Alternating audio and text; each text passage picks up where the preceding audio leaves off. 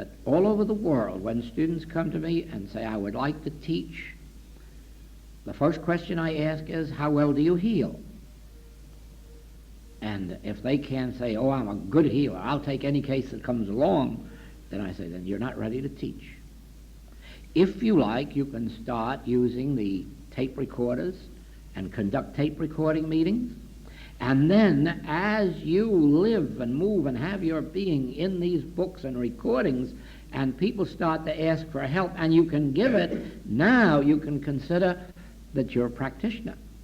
When the day comes that you can pour it back to them out of your own mouth, the way it comes out of the recording, then you're ready to be a teacher. Do you see that? Because actually, teaching is healing, and healing is teaching. They go absolutely together.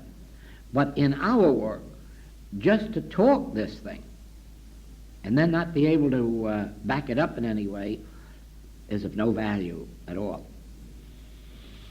So I ask our students, bury yourselves in these books and recordings. Study them, know them.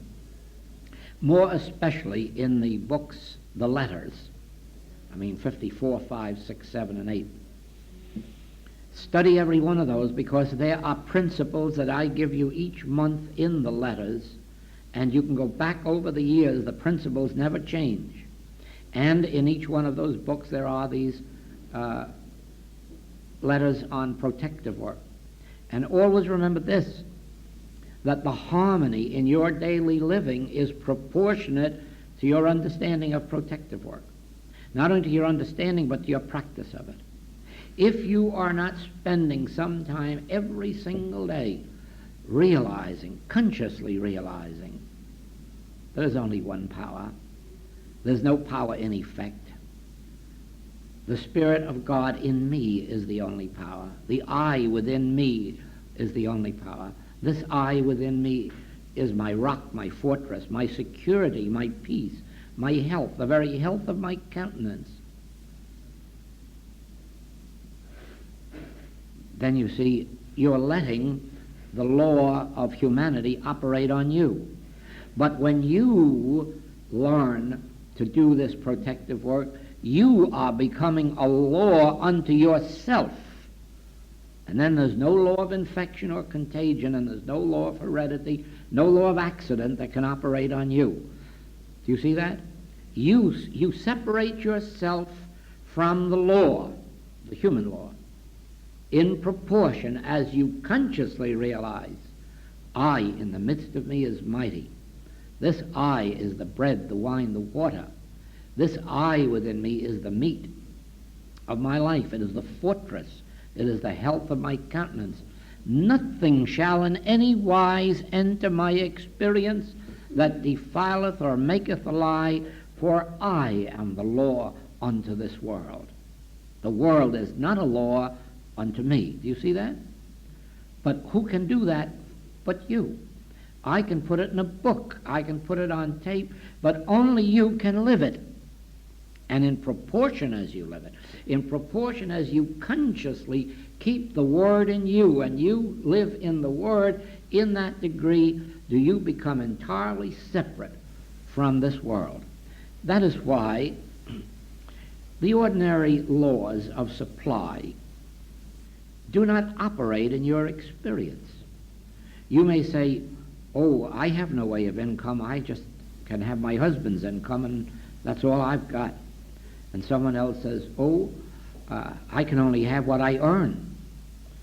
I have no other avenue of supply except what I earn. That's all that's open to me. That's true in the human scene. That's true in the human scene. Don't believe it for a minute in the spiritual scene. In the spiritual scene, you're told that you are a child of God, and if a child of God, then an heir, and if an heir, joint heir to all the heavenly riches. In the spiritual scene, you hear God saying to you, Son, thou art ever with me, and all that I have is thine. And as you live in this, one of these days you'll find how income will start to break through to you from sources that you never dreamed of. Because God certainly is not limited to what you earn or what your husband earns. God is not limited to what your parents left you. God has no limitation.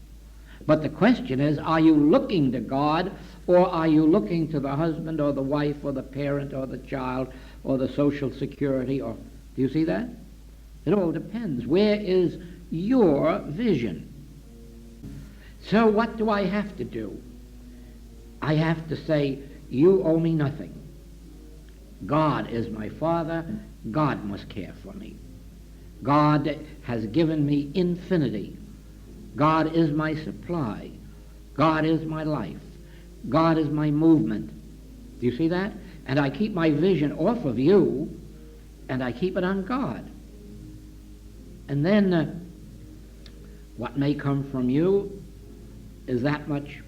What comes in the mail may be that much, and what happens some other way that we know not of happens that way. And before we're all through and the year is around, everything is taken care of. You see? But then if you say, now sit down and show me all the human ways that it came, some of you won't believe. You just won't believe, because there was no human way of accounting for it.